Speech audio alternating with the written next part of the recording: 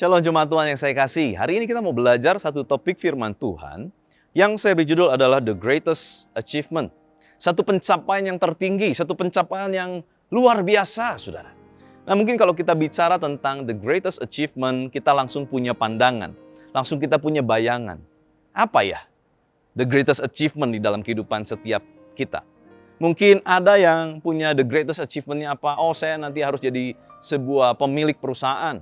Oh, saya nanti harus punya usaha pribadi, nggak lagi kerja sama orang. Atau the greatest achievement-nya, oh nanti saya punya harta warisan yang saya bisa wariskan kepada anak cucu saya. Apalagi, oh punya kendaraan dengan merek tertentu, punya sports car, punya apapun itu yang hebat-hebat. Saudara, tentu setiap kita punya yang namanya keinginan untuk pencapaian terbesar dalam kehidupan kita. Apakah salah? Tentu tidak salah. Karena tanpa sebuah keinginan untuk sebuah pencapaian, mungkin kita akan menjadi orang yang berleha-leha, tidak ada sebuah kekuatan untuk kita mencapainya. Karena bagaimanapun orang-orang di dunia tanpa Tuhan pun, nggak perlu Tuhan pun, mereka bisa mencapai achievement-achievement yang luar biasa. Kalau kita lihat, banyak juga konglomerat, banyak juga orang-orang hebat, banyak juga founder-founder yang luar biasa, bukan orang kenal Tuhan. Lalu, apa yang membedakan the greatest achievement kita sebagai orang percaya dengan orang-orang dunia? Nah, mari kita mau belajar, saudara. Alkitab mengajar kita dengan luar biasa. Alkitab mengajak kita untuk melihat ada sebuah pembanding. The greatest achievement secara dunia dan the greatest achievement dari apa yang memang Tuhan kehendaki di dalam kehidupan kita. Mari kita lihat Kejadian pasal 4 ayat 20 sampai 22. Demikianlah keturunan Kain, saudara ya. Ada itu melahirkan Yabal. Dialah yang menjadi bapa orang yang diam dalam kemah dan memelihara ternak.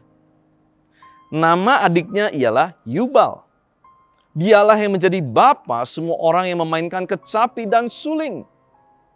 Zila juga melahirkan anak, yakni Tubal Kain, bapa semua tukang tembaga dan tukang besi. Adik perempuan Tubal Kain ialah Naamah. Saudara, baca ini saja membuat jantung saya berdegup kencang karena melihat, wow, what a great achievement yang sedang dipertontonkan kepada setiap kita. Yabal adalah founder, bapak orang yang diam dalam kemah. A founder of, ya, founder dari orang-orang yang diam di dalam kemah dan memelihara ternak. Founder dari orang-orang yang memelihara ternak siapa? Keturunan Kain, bernama Yabal. Nama adiknya Yubal. Founder semua orang yang memainkan kecapi dan suling. Founder, saudara, yang menemukan, oh ini kecapi, oh ini suling. Wow, luar biasa. Zila melahirkan anak, Tubal Kain. Founder of apa? Tukang tembaga dan tukang besi. Saudara, kenapa saya memberi perhatian kepada 3 hal ini? Saudara, tolong mengerti ini. Kita tahu pada zaman itu dan zaman sesudah-sesudahnya, mereka yang menguasai dunia, mereka harus menguasai 3 bidang ini. Yang pertama dikatakan apa? Memelihara ternak. Pada zaman itu memang orang banyak hidup nomaden, tidak menetap. Mereka menjelajah satu tempat ke tempat lain untuk menguasai daerah-daerah. Maka mereka yang punya ternak, mereka akan cukup makanan.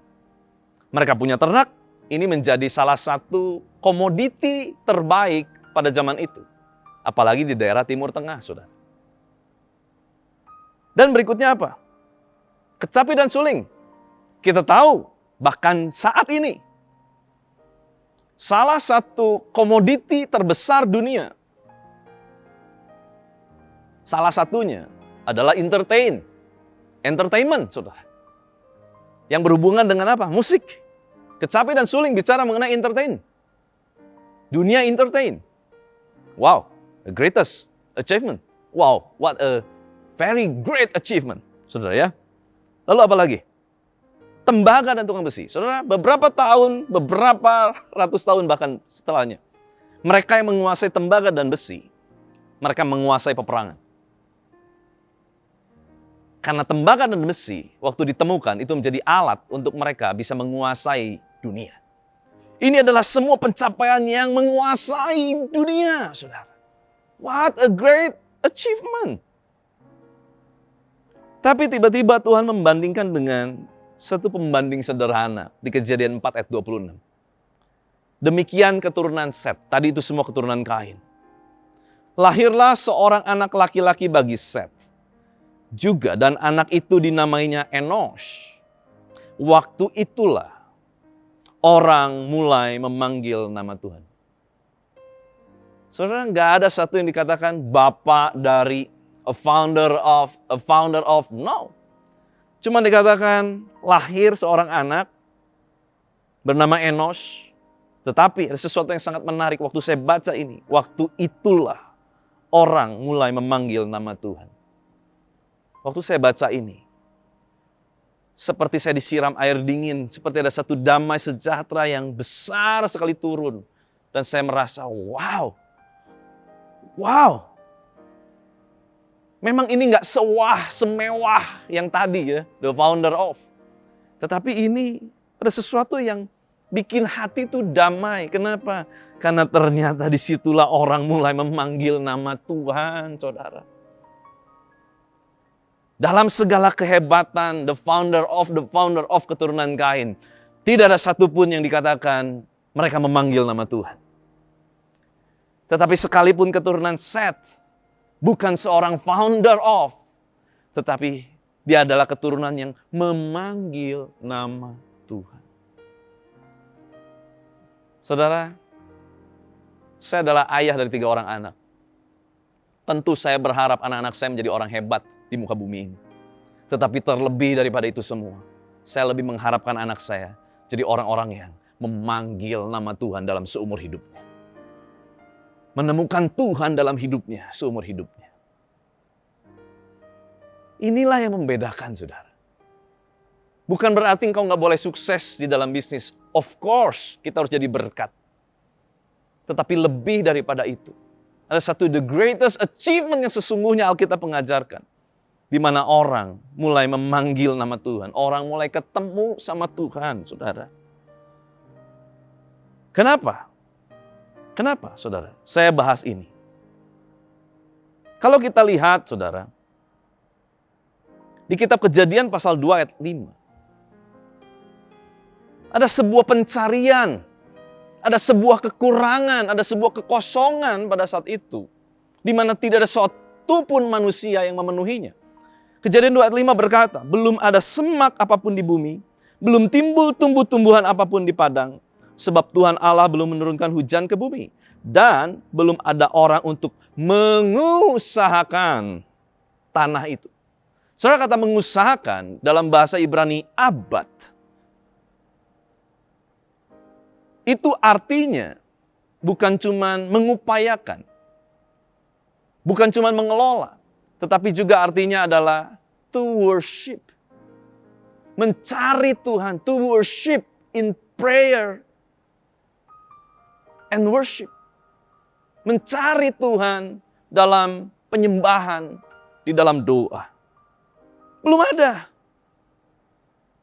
Kejadian 2 ayat 15 berkata, Tuhan Allah mengambil manusia itu, menempatkan dalam Taman Eden untuk mengusahakan dan memelihara taman itu. Sekali lagi kata mengusahakan muncul. Tapi kita tahu, Adam gagal kan? Adam dan Hawa gagal sampai mereka diusir dari Taman Eden. Tapi justru ada satu manusia yang menjawab itu. Kejadian 4 ayat 26. To Seth also a son was born, whom he named Enosh. At that same time, men began to call on the name of the Lord in worship through prayer, praise, and thanksgiving.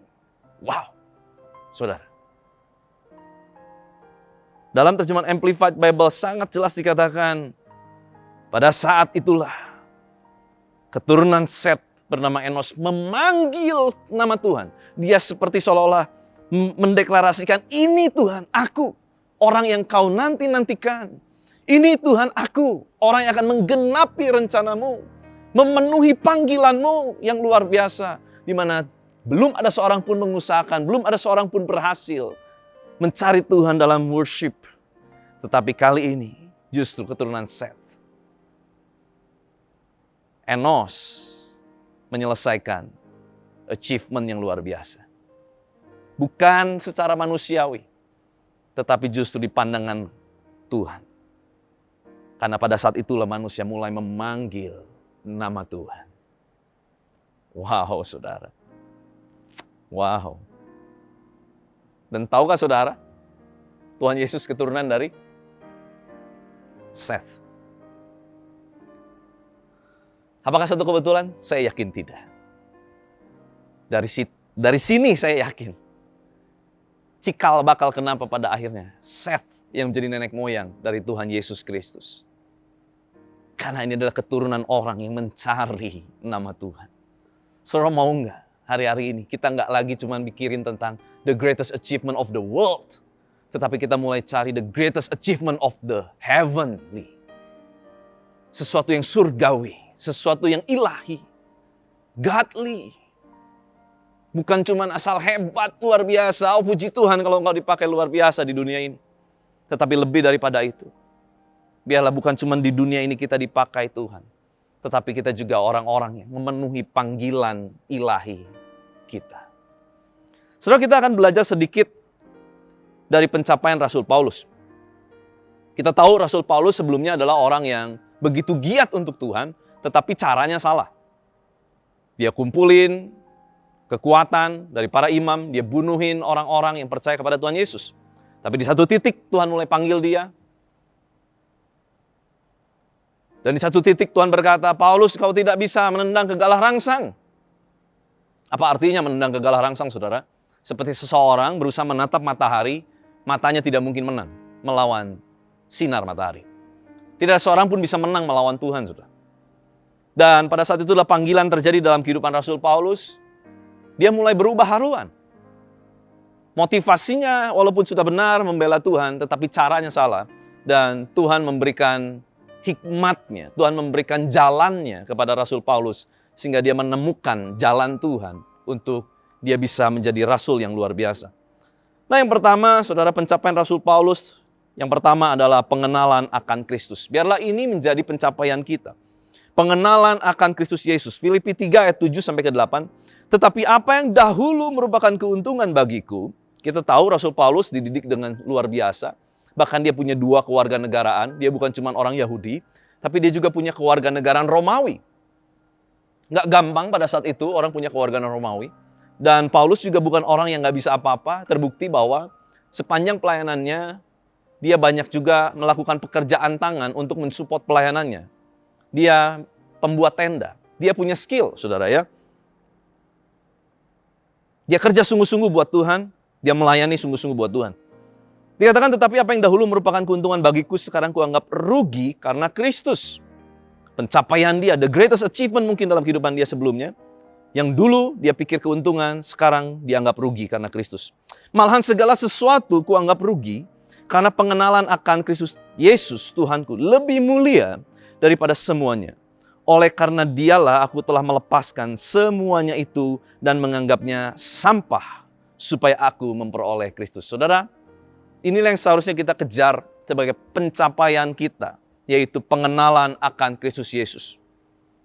Lebih berharga dari semuanya. Bukan berarti kita harus langsung meninggalkan bumi ini. Tidak. Tapi justru pengenalan akan Kristus Yesus harus menjadi yang terdepan dalam setiap tujuan, motivasi kehidupan kita. Dalam setiap achievement yang kita mau capai. Bukan lagi kita pikirannya duit, dan duit. Tapi kita berpikir bagaimana kita semakin kenal Kristus.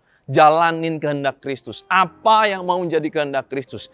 Aku rindu mengenal Kristus. Dan yang kedua, apa yang dikejar menjadi pencapaian Rasul Paulus setelah hidupnya diubahkan, waktu dia mengalami perjumpaan dengan Tuhan. Yang kedua adalah kebenaran yang sejati. Di ayat yang 9, Filipi 3 ayat yang 9, dan berada dalam Dia bukan dengan kebenaranku sendiri, karena mentaati hukum Taurat, melainkan dengan kebenaran karena kepercayaan kepada Kristus, yaitu kebenaran yang Allah anugerahkan berdasarkan kepercayaan. Saudara, ada dua jenis kebenaran. Ada dua jenis pengetahuan.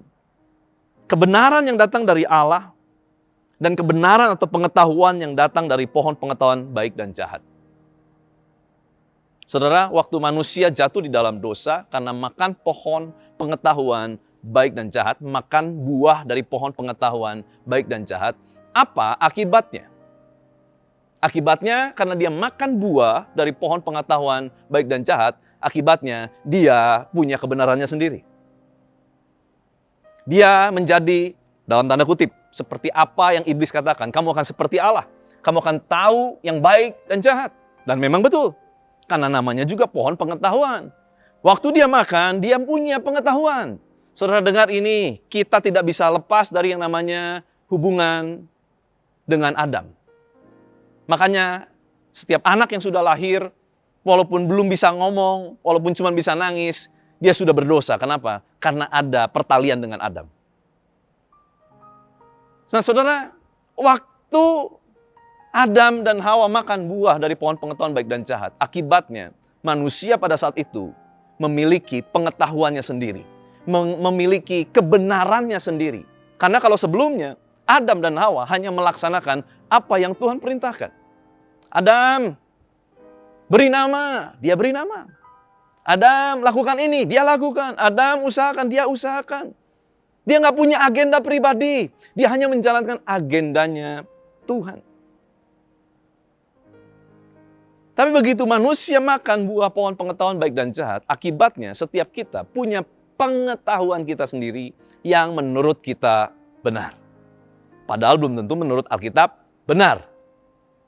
Contoh, kalau kita nggak kenal Tuhan, kalau nggak ada firman Tuhan, pasti kita akan berkata, oh lu pukul gua pukul lu lebih banyak. Pasti itu yang cengli, saudara. Jangan diinjek, karena gua akan injek balik. Itu yang cengli, saudara. Tapi Alkitab justru mengajarkan tidak. Waktu engkau ditampar, kasih pipimu sebelahnya. Waktu engkau diminta bajumu, serahkan jubahmu. Waktu engkau diminta jalan 1 mil, jalan 2 mil. Prinsip kebenaran berbeda. Ada dua jenis kebenaran. Mana yang kita mau pilih, saudara? Biarlah seperti Rasul Paulus kita memilih untuk hidup di dalam kebenaran yang sejati. Bukan kebenaran diriku sendiri. Karena mentaati hukum Taurat. Tapi kebenaran di dalam Kristus Yesus Tuhan kita.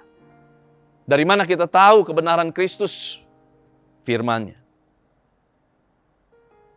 Dan yang ketiga. Apa yang dikejar oleh Rasul Paulus? Menjadi pencapaian setelah dia mengalami perubahan.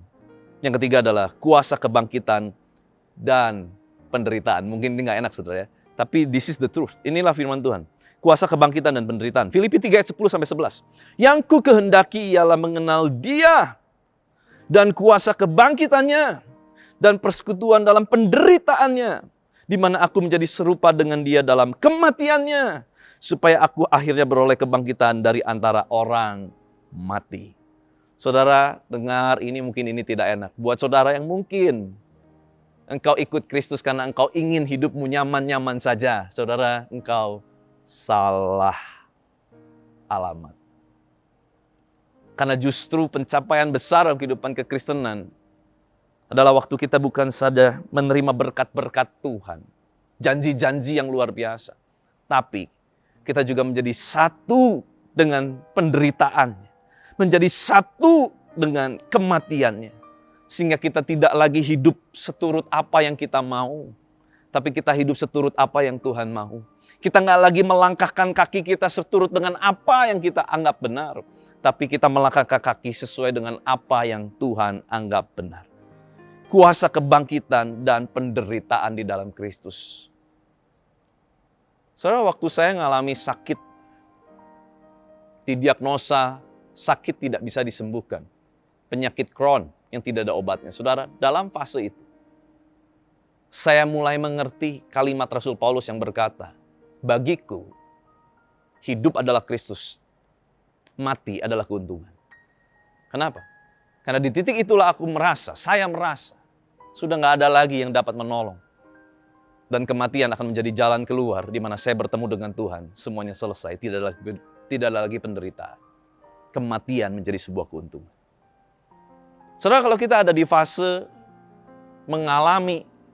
mengenal kuasa kebangkitan dan penderitaan di dalam Kristus. Sebab semuanya itu menjadi satu paket. Makanya Alkitab mengajarkan kita untuk pikul salib sangkal diri. Bukan berarti hidup Kristen tidak boleh enak, bukan. Memang Tuhan menjanjikan hidup dalam kelimpahan. Tetapi kita harus memperlengkapi diri kita dengan sebuah tekad, sebuah pandangan, sebuah cara berpikir bahwa kita mau hidup di dalam kuasa kebangkitan dan juga di dalam persekutuan dengan penderitaannya. Di mana disitulah justru kita menjadi serupa dengan Kristus. Sebab keserupaan dengan Kristus inilah yang kita harus kejar pada akhirnya, saudara.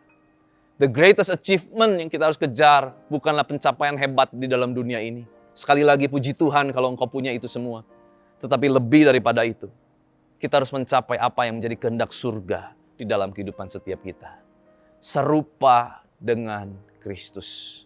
Itulah final kita. Itulah garis akhir setiap orang percaya.